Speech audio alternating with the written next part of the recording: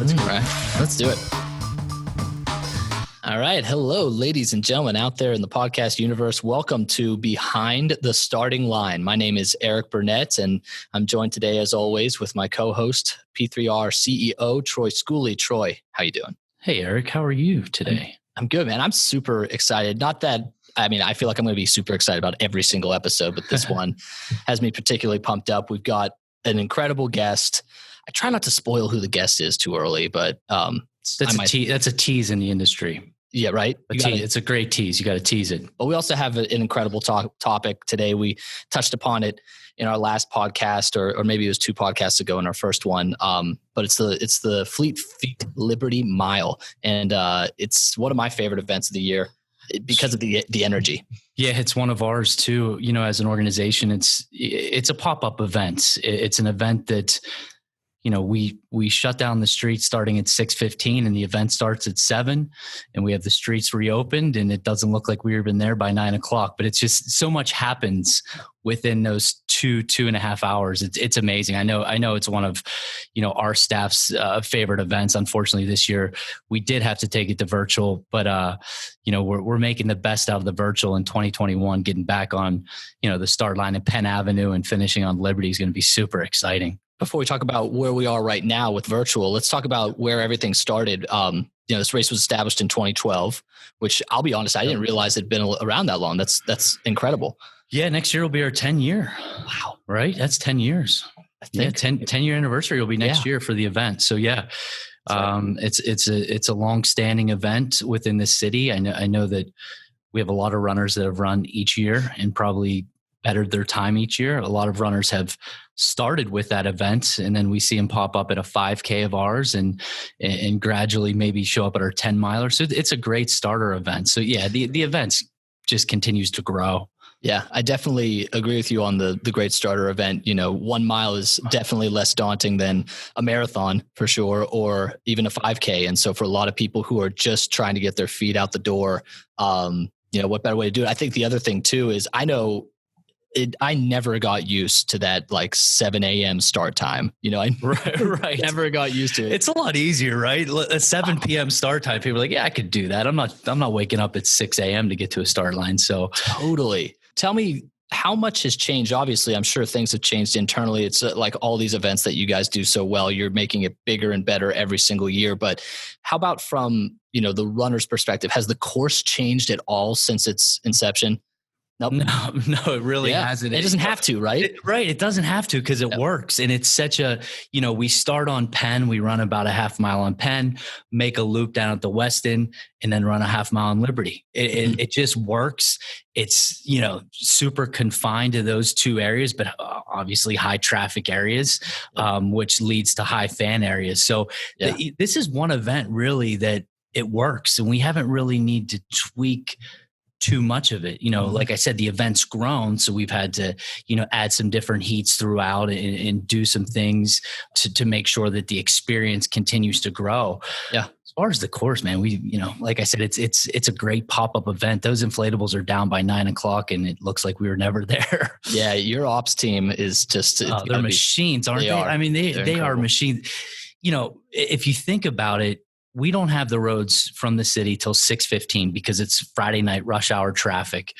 And they, you know, by the time we get the traffic cleared out of those roads, it's probably 6:30, 6:35. The ops team literally has 25 minutes to make sure that all the barriers are up, all the police are in position, the start line inflatables up, finish line inflatables up, the timing mats are up, the fencing, the scrim, all the sponsors, like those guys are machines. Like it's like I usually, and you see me, like I just stand by. I try to help where I can, but I usually stand back and watch them work because they don't want nobody in their way. You don't want to get in the way, right? We got our start line team, we got our finish line team, we got our course team. You know, setting clocks up. We should time lapse it sometime, even though it might not even make much of a difference because they're moving so fast already. That's a great idea for next year. That's a great idea because I'd like to see it. Yeah, and have a running clock next to it just so you can see just how quickly this incredible atmosphere is created.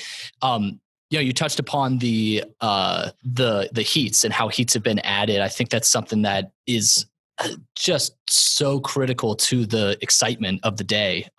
Because every heat's important in its own way, but the way that you guys have it structured is it's getting faster and faster with each heat. So if you're standing at the finish line, you're just seeing these people coming in just incrementally quicker. And it's incredible. You guys start out with the Fleet Feet, one for fun, which is, for the recreational folks, the families, the first timers, the people who are coming out, getting their feet out the door.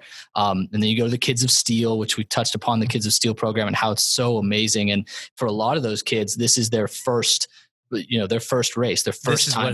This is what hooks them. Yeah. They're like, this is so cool. Like, yeah, this is a cool event because they get to run down the middle of Liberty Avenue, right? When you're 10 years old, that's like the coolest thing. Yeah. But we've seen that this event is what hooks them to come back to, the great race, the junior great race, or the kids marathon. So I love being able to give this experience to the kids running with their families. 20% of our participants last year were under the age of 18. Wow. So that continues to grow as well. So when you have your 10-year-old and 12-year-old running, it usually adds mom and dad. And that's how the event continues to grow because there's more and more families in that one for fun. I think last year between the one for fun and the kids, it was probably 80% of our field. And that's what we want. That's what we want. I mean, that's anywhere, some of those kids are fast too. They're running 6-minute, 7-minute miles. But we saw 15-minute milers, 16-minute, and that's fine. You know what I mean? Like it's just a great way to get out and do some sort of physical activity with the family.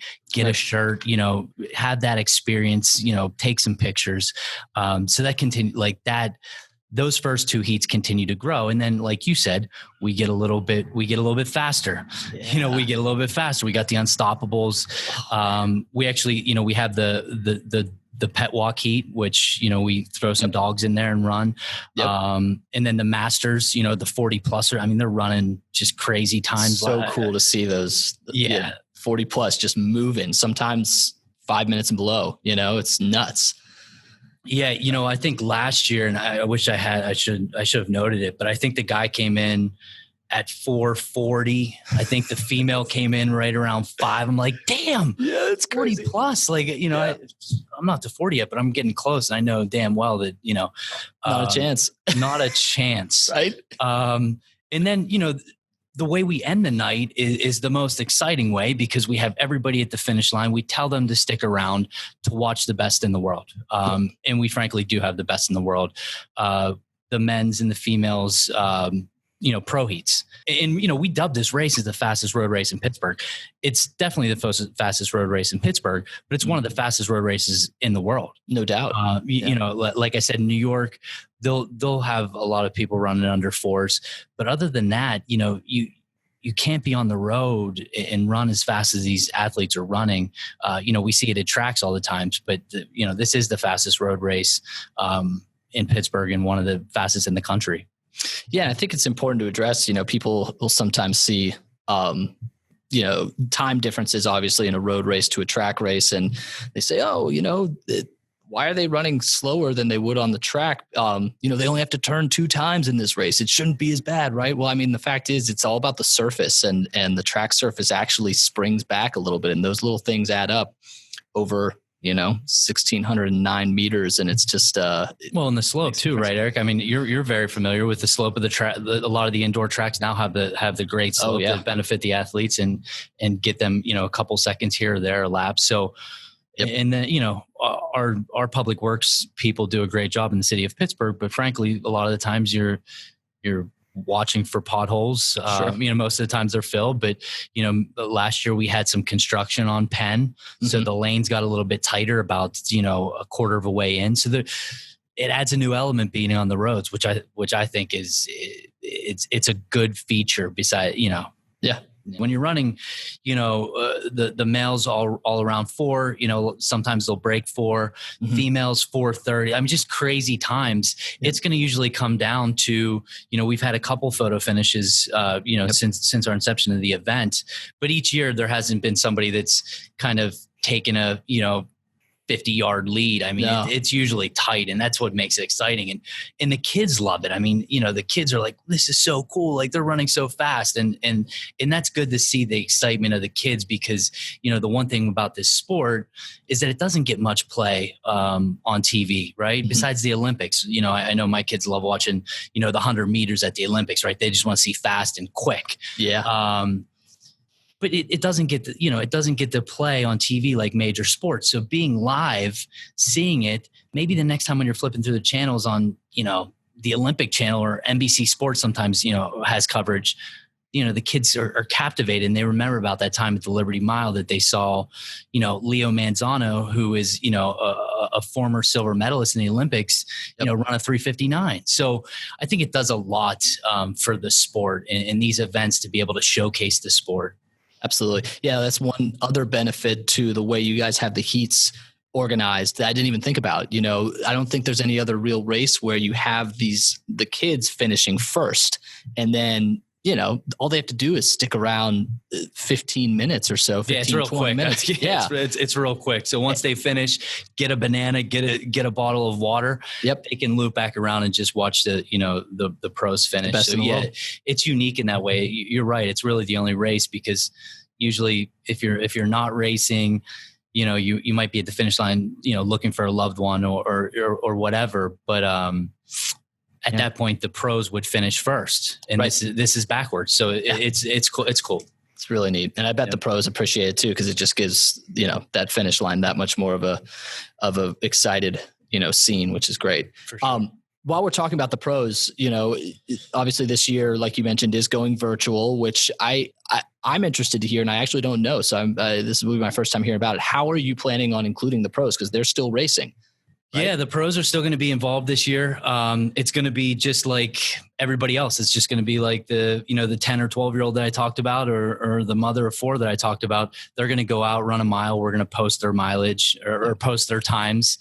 And they're going to really be the encouragement to get people involved and encourage, our youth. Continuing on the virtual theme, just how I know you guys are making it incredibly friendly for all the new runners to do this virtually. And I think it almost, another way that virtual caters even better is to the new runners. Cause now, maybe some runner that used to be, wanted to do even the Liberty Mile, a shorter distance race. It's in the evening, but they just didn't want to get out there in front of everyone. Now they can just do it from even the comfort of their home. They can post a mile run from a treadmill, right? Right. It's so easy. They can post from wherever. And I think that's a good point, Eric, is that, sometimes people are probably a little intimidated. Mm-hmm. They might not know what they run a mile in. They don't want to be last in their heat. And I think what virtual does is allows them to go out and see what they can do. Right. And frankly, it doesn't matter to us if you're last in the heat. You know what I mean? Like, right. If you finish, you finish, and it's great to see that. But I think what virtual does is it comforts a lot of people, and they can run in their neighborhood, they can run their house, they can run in the parks like we talked about. But I think it becomes more accessible, virtually. And we always produce a great shirt for this event. Mm-hmm. This year we're producing our first ever medal. First ever medal, right? Which is a super cool medal. Yeah, it is. It really is. Our important piece of this puzzle, we kept the entry fee really low. It's $15 for anybody to get in, right? So $15, you get a shirt, you get a medal, you get to submit your time. And how are you guys paying for the electricity at P3R? Right. Well, some really good sponsors. That's right. Some really good sponsors. Fleet Feet, the title sponsor. We also have UPMC Health Plan, FedEx involved in this event. Brooks, let's not forget about Brooks. Yep. They have done a lot with their elite athletes for this event too. They're trying to tie in a lot of their elites. They're tying in their influencers. So we're able to do that. Nice. But the reason behind the really low entry fee is we want people to get out there, run a mile, and then come back and join us next year at the start line. Keeps reminding me of what you guys do and how you do it so well. And it's good business in general. When you create something that is good, you just want to, I hesitate to even call it selling it, because you don't even want to sell it to people. You want to share it with people. You want to let everybody know about it, because you know that they're going to have a great time, and you just want as many people to be included in it as possible. That's it, right? So you talk about it. We never want to sell. We never want to sell our events. We sell to our sponsors to support our events. Mm-hmm. And we then in turn show ROI by return on investment, by driving participants. So the last thing we ever want to do is sell to our participants. We want to give them that experience. And then we want to, have our partners obviously join in on that. So yeah, I mean, it's good business in what we do. And a focus of ours is making sure that we look long-term, right? We don't, a lot of events out there, and I've been very critical, they're looking too short-term during these difficult times, during these times that they have to switch their event to virtual. We're set up for a long-term, long-term. Everything that we do is looking into 21, 22, and 25. We're not looking at fall of 20. We're making sure that we deliver a great experience, whether it's virtual or live. But we want to make sure that our events sustain. And the Liberty Mile is a great example of, turning unfortunate circumstances with COVID, having to change it to virtual, and then seeing the support that we get, not just from the sponsors, but the participants. And our team doing a great job of dialing in and making sure that we interact and give that experience to our participants. Have you ever run it, Troy? Have you ever run a P3R event at all? That's not possible, right? That's not possible. My pet peeve is when people ask me, are you running the event? Especially with the marathon. Like that one gets me, because we work literally 3 days straight with no sleep. Yep. So when somebody asks me like, are you running in it? I'm like, what the fuck? It's like, even if you could, even if you had the window to get in there, you physically could not do it. Right. So it's a pet peeve. So then I have to explain all that goes into event management. And then they're like, oh, I never thought about that. And they'll say 10 things that they never thought about that obviously we have to think about. Right. The only person I know is able to do that and is a good friend of ours is Dave McGilvery with Boston. He's done it for several years straight. He goes out well after the event's over and raises a ton of money, running the Boston Marathon, but I don't think I'm not there yet, but yeah. So Dave's the only one that I know does it. I have run in the Cleveland Marathon has a mile. I have ran in that because we do some work with Cleveland, but I was able to participate in their mile. So I have run a mile. Nice. The one thing I will say about a mile is you think it's kind of short, but then Eric, you have way more experience running the 1500 at Division I level than I do.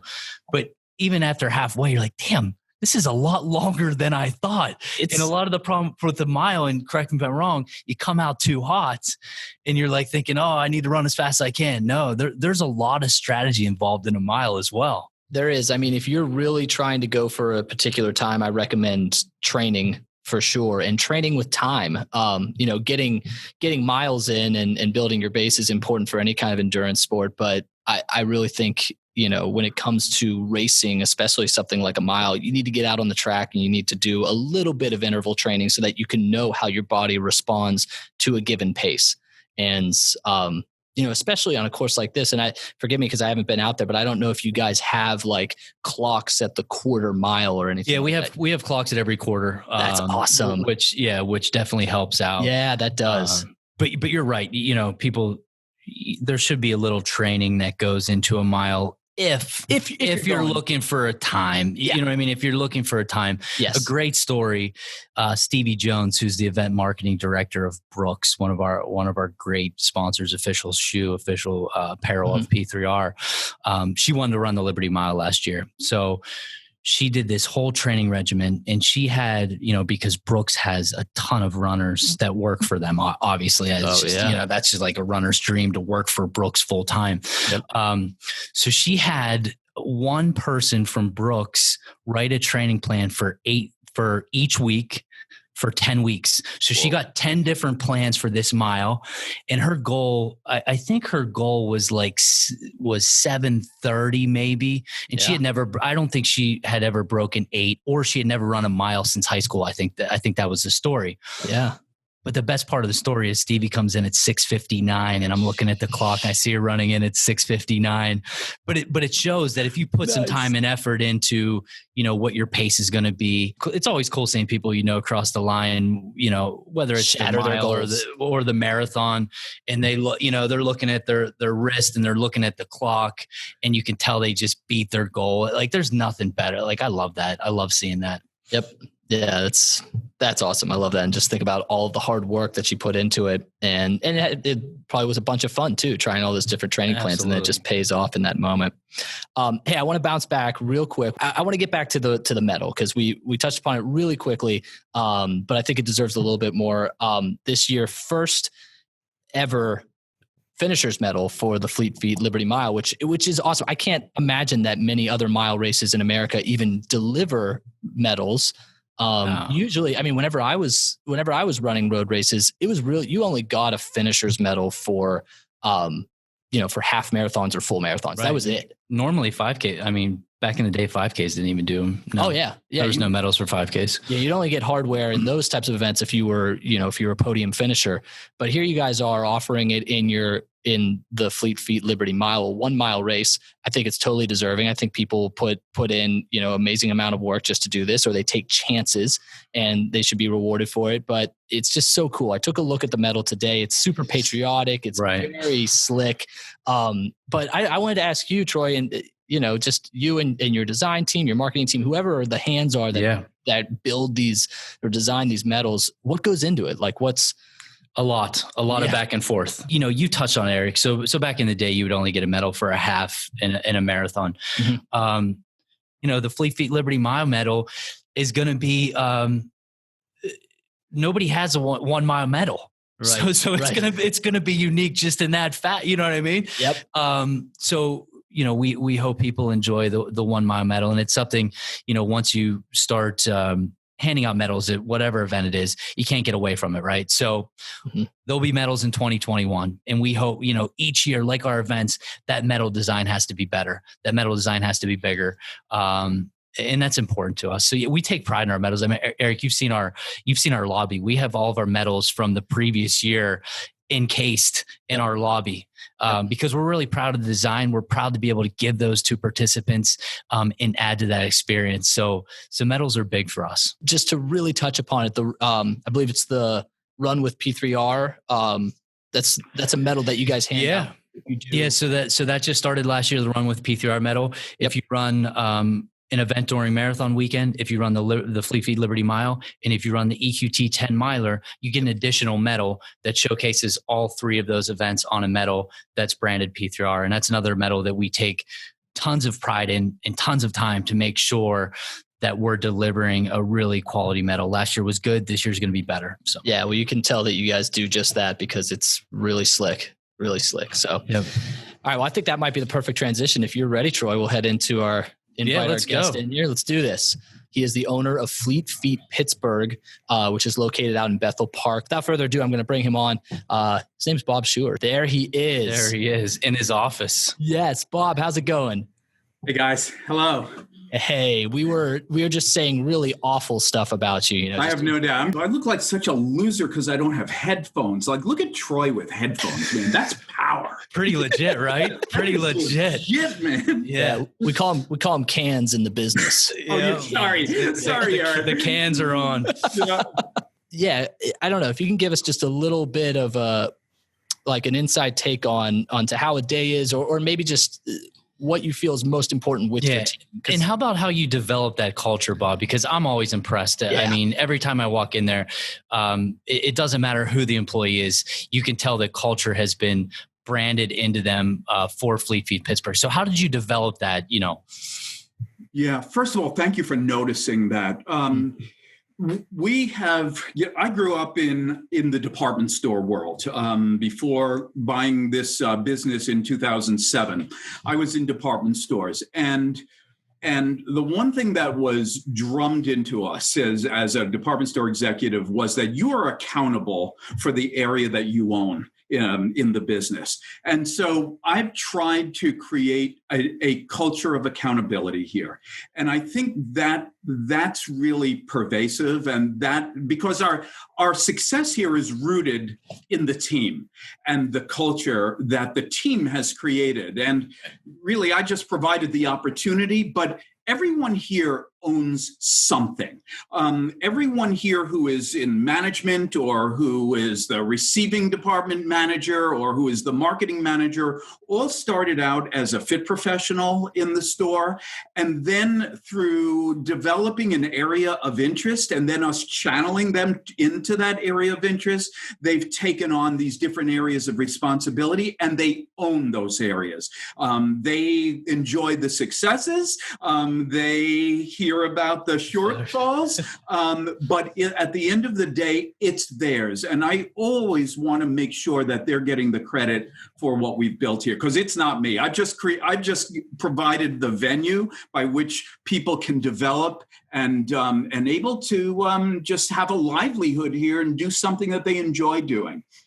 Yeah, well, I mean, I can attest to that 100%. And in the end, your leadership is a huge driving force behind it. And I know that if it were up to you, and if it weren't the pandemic right now, you probably would have your whole team in there right now talking to us over this chat, because, you are such a team player, and you guys are the definition of a corporate family.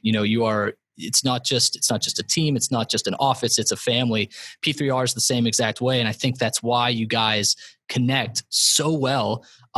You became the title sponsor to the Liberty Mile in 2019, but your relationship with races in Pittsburgh and with P3R began long before that. But it makes so much sense to me that you linked up with P3R so strongly.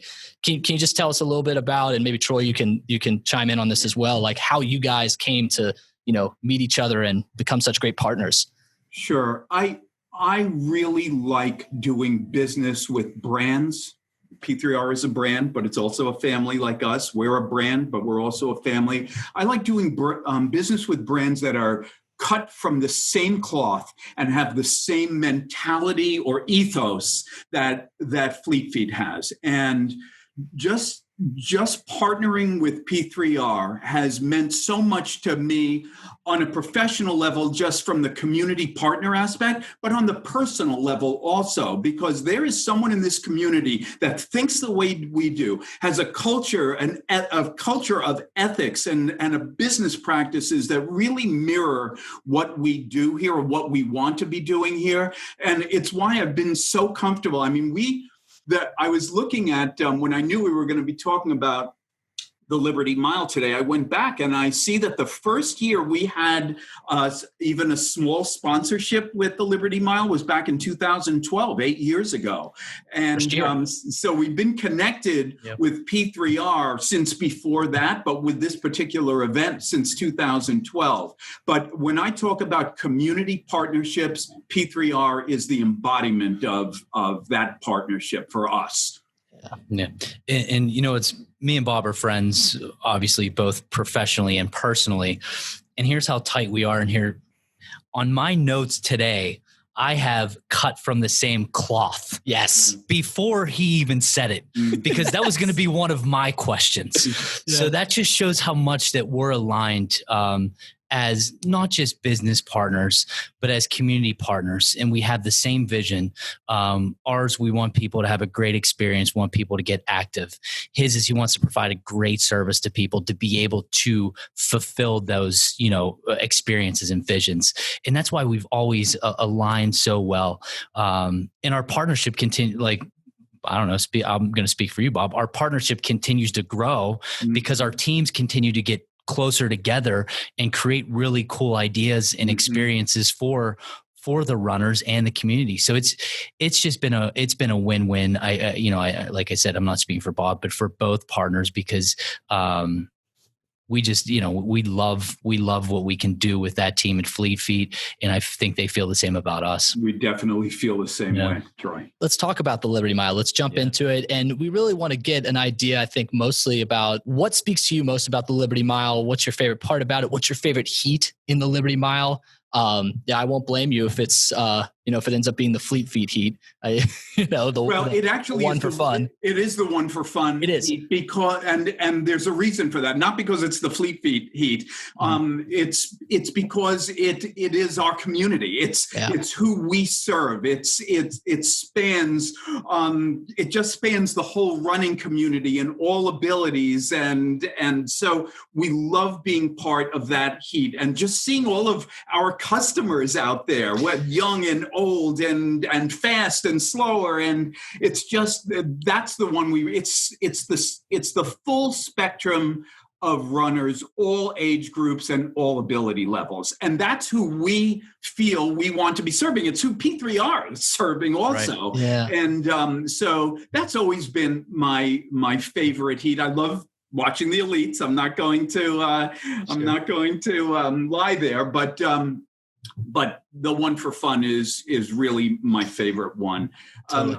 When the opportunity became available for us to be the title partner for this event, it was the no-brainer of all time. Like Troy called and said, this opportunity is available, and gave me some of the logistical things and the financial component of it. And I got in touch with Deb.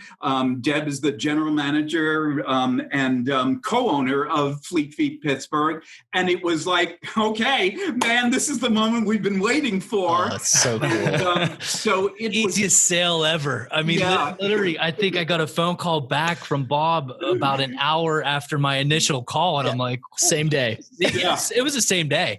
And, there was a lot of, terms to work out and things like that.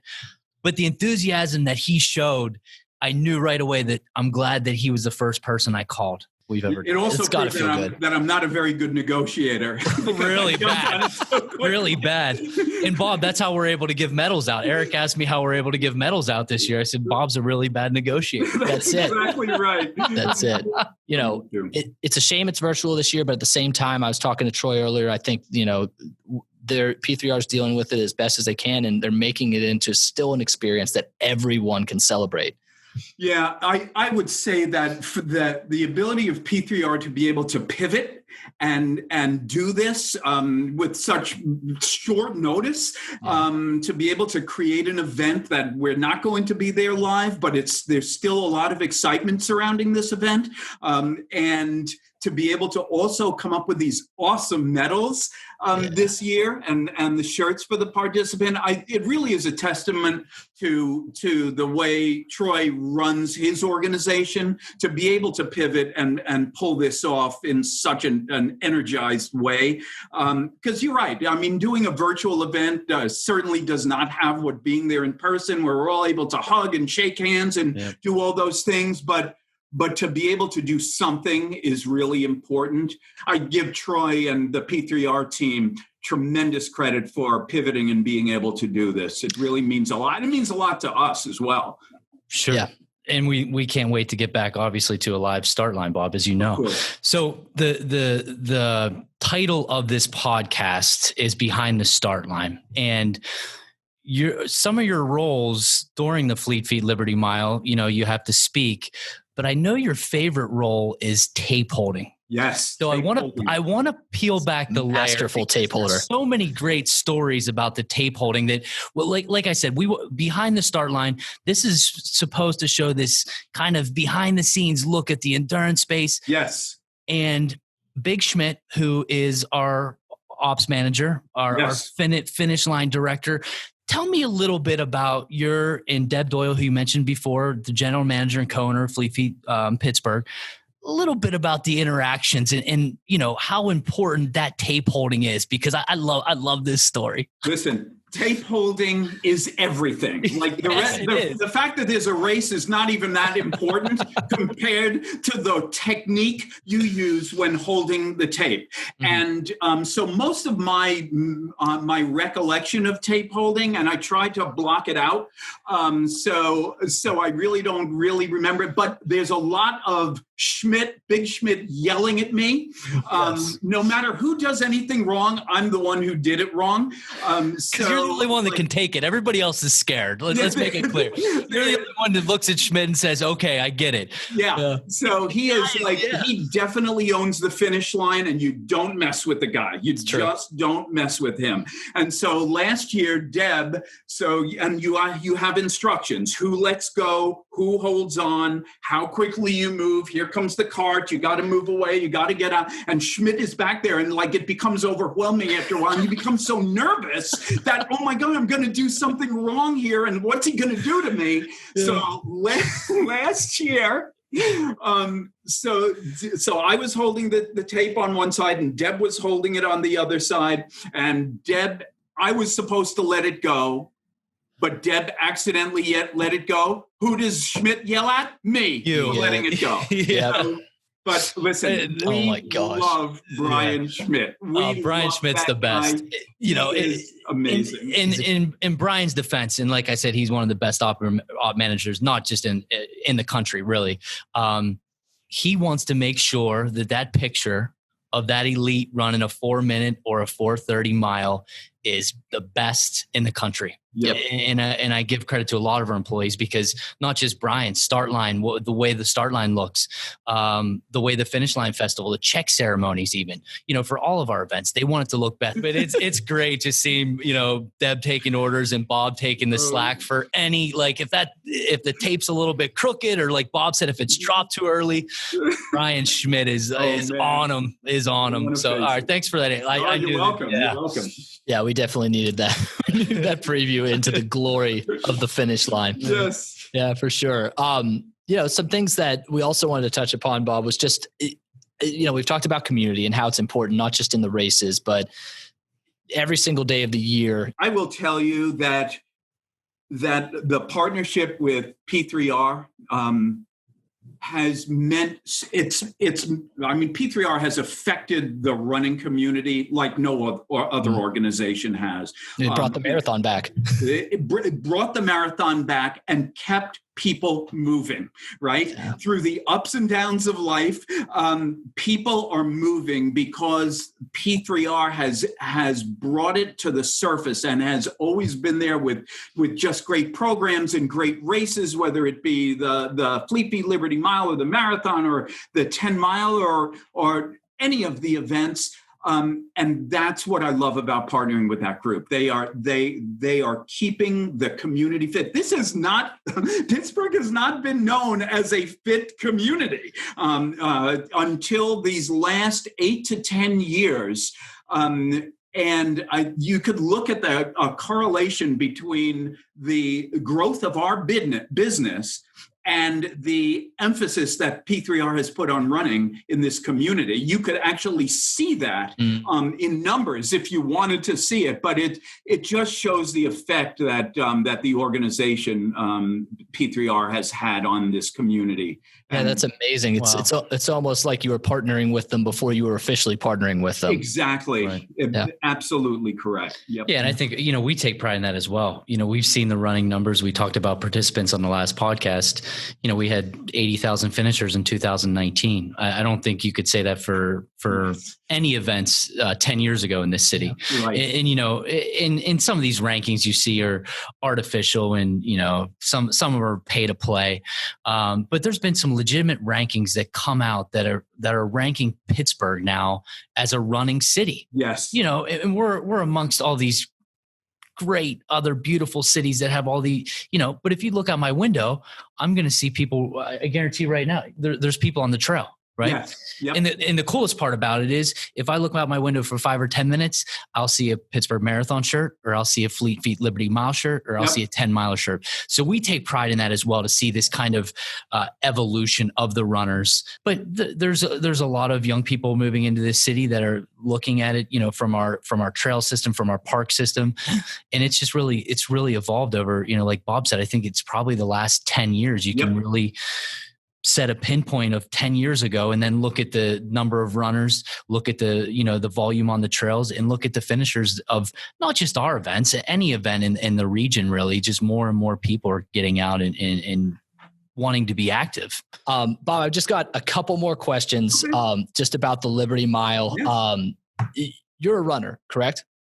I was an avid runner. I have a lower back injury that prevents me from running now. But Gotcha. Go ahead and ask me the question. Okay, I've got a couple here that I'm interested in. So, at your peak, what was your fastest mile? Just out of curiosity. So my fastest mile was just under 6 minutes by accident. This goes back to the early 80s. Okay. I was in so in those days, there were only 10Ks, right? That's like, there was no such, there was such thing as a 5K, but there were no 5Ks. There were not a lot of marathons around. Half marathon was at 10K. Every weekend there was a 10K. So when Gimbel's department store was in town, the Gimbel sponsored a race, a 10K race in downtown Pittsburgh. And I entered that race, and I knew I wanted to break 40 minutes in the 10K. That was my goal. So I went out with a group of guys that I shouldn't have been with, and I ran a sub 6 minute mile for my first mile, and which is like amazing. But I realized that's great, but this is over. You've got 5 more miles to go. I think it was like a 51-minute 10K that I ran, but I do have a sub 6 on the books. Hey, you take something away from every single race that you run, no matter how good or bad the finish result is. You just ran your fastest mile. That's awesome. That's awesome. That's really cool. So I guess another question that we have here that I think is interesting, because again, you're a man of the community. You've been living in Mount Lebanon for however many years now, 15 years or so. Oh, much longer than that. Much longer than that. Okay. Gotcha. And so if you could run your Fleet Feet Liberty Mile, virtual mile this year, where would it be? How would you do it? Would it be on a track? Would it be just in your community that you love to, your neighborhood that you love to run in? Would you choose like a totally downhill mile so you could get a fast time? What would be your choice? Now, I have run tens of thousands of miles in Mount Lebanon over the years that I've lived here. So yeah. I live on a street that is a loop that connects with Washington Road, which is the main thoroughfare. So I'd probably run the loop, get up onto Washington Road, head out toward Rollier's department store or hardware store, make a U-turn, come back, run the loop, and go back to my house. And that would be about that, or that would be more than the mile, but that's what I would end up doing. Well, you do another 10K scenario, and somewhere in there you'd completely just trash yourself and then finish. Right, exactly. Wait, we have one more question for you before we kind of wrap things up here. This is like our stock question. Whammy. Yes. It's the whammy question. Get ready. And I did not. I mentioned that Bob and I spoke earlier on the phone today, and I did not cheat and give him. All right, good, because I was wondering that when you said that you've talked to him earlier. I'm like, did you give the whammy away? No. I was being put on the spot. We say, yeah. Well then, okay. Hopefully you'll love this. We'll see if you change your mind after we get this. Yeah. So it's not that bad. So, what is the one thing about you, Bob, that would surprise all of us to know? I'm pretty hardcore into business here, and have been in like these cutthroat retail business for many years. But I went to college and have my degree in pre-veterinary medicine. Yes. And that's perfect. So this now I'm going to age myself. This goes back now to I was in college in the early 70s. All right. I wanted to go to vet school. I graduated with a degree in pre-veterinary medicine. There were 16 vet schools in the country back then. Okay. Wow. And you either needed to be a hell of a lot smarter than I am with a much better GPA than I had, or you needed to be politically connected. One of those two was going to get you into school. I had neither of them. I went to work for a vet in Waltham, Massachusetts, outside of Boston. I thought, okay, I'm going to put this on my resume. And then I reapplied to vet school. And I assisted with surgeries and just, I was a true veterinary assistant. So I had all this great experience, reapplied for vet school, denied. So then it came to light that that Texas A&M was probably the least restrictive school to get into in the country back then. And so I moved. I was married at the time. My wife and I moved to Austin so that I could go to UT in Austin and raise my GPA and reapply. So I go to school. I've always had trouble with organic chemistry. I take the classes. I do what I have to, reapply, denied. And we had a van. Wow. Everyone had a panel van back in those days, right? Yeah. We got in our van. We packed up our stuff and we drove from Austin to Denver, because that's where everyone was like trying to be. Like it was the whole Rocky Mountain High era of the 70s. Yeah. We drove to Denver and that's where we stayed. And I got a job in a department store selling shoes in a brand new branch store. And that's the rest is history. What has happened since. And thank goodness. Wow. Yeah. Isn't that crazy? It's wild. Yeah, that's great. I mean, these are the important stories that we talk about. These are the ones that, behind the start line, how you got to this point. Yeah, it's amazing. Thanks for sharing that. That was awesome. I hope it's not too long, but that's good. Thanks for sharing. That's awesome. I mean, I actually have follow-up questions that have to be asked. Do you own pets? Do you have pets? I don't. You don't? What? Too busy, right? Because I'm at work so much in my office that I just never thought it was fair. Yeah. Well, then I guess the only other follow-up question is, if you had a pet, or what is your favorite? What's your animal of choice? So I'll tell you one more interesting thing, not to belabor the point. No, come on. But as a kid growing up on Long Island, in the 50s and 60s, my parents thought, this is just not they used to call me Robbie. Robbie needs to see the rest of the world. So we took a trip to a farm in eastern Pennsylvania.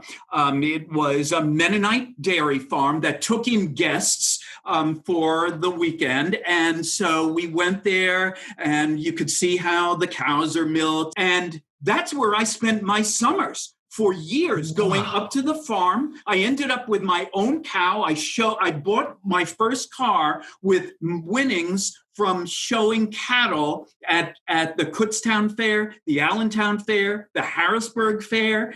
Get out of town. Yeah. Wow. So life has just been twists and turns, get you to where you are. Yeah, it's just crazy. You've conquered the city. You've conquered the country. I know. You've done it all. That might take the cake right there, Troy. What do you think? That is the new leader in the clubhouse. Seriously? This is awesome. Yeah, that's the new leader in the clubhouse right there. We'll let you know if you get passed, but that was something that I was not expecting at all. Yeah. That's a really good story. I mean, that just made it so competitive. We may have to turn it to the listeners. Who knows how many we'll actually have, but we'll turn it to the listeners to see, maybe they can vote on feedback And if I win, you'll get a gift card. So tell your listeners that. How does that work? Yeah, voting for me. Nice. Well, that's awesome, Bob. Hey, I went into today knowing that it was going to be a breeze, knowing that it was going to be fun, but this ended up being way much more fun than I ever expected. So thank you. You never let us down. Oh, thanks. Just having a good time, and also just making, I think everyone feel better about themselves and just about just life in general. You're a good man, and you're just a treasure for Pittsburgh. So thank you so much. Thank you. I'm just thrilled to be part of this community, and certainly a partner of Troy's and P3Rs. It's been an honor to be able to do this for so many years. Thank you. Yeah. Thanks. Same here, Bob. I appreciate you. So, all right, guys. The honor's ours. If you want to just stick around just for a second, we're going to do a little sign off here, and then that'll be it. So I want to take a second to thank our special guest, Bob Shooer, and my co-host, Troy Schooley. Troy, what'd you think? Good stuff. That was good. That was great. I mean, it makes me miss the live version of the Fleet Feet Liberty Mile, but it actually just made me super excited about seeing all the people submitting their times virtually and their pictures, and the pictures with their medals on. Like I'm super excited to see that as the pictures start rolling in. So this was great episode. And we love Bob. I mean, we love our partners at Fleet Feet. They've become one of really our team members. So it's been a great, relationship.